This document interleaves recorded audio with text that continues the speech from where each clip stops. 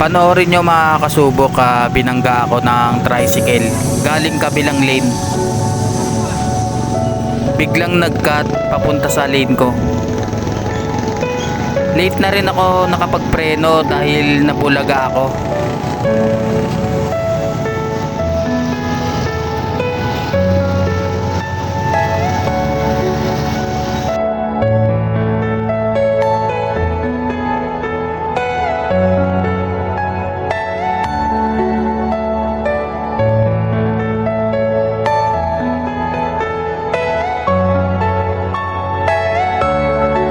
After namin mag-areglo at mag-ayos galing barangay, dinerecho ko na sa motor shop para ipagawa.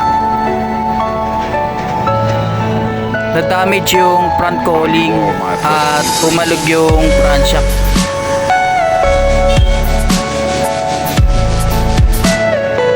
Kaya pina-align ko sa machine shop. Ingat na lang talaga tayo mga kasubok sa susunod. Ride safe mga kasubok. Everything you know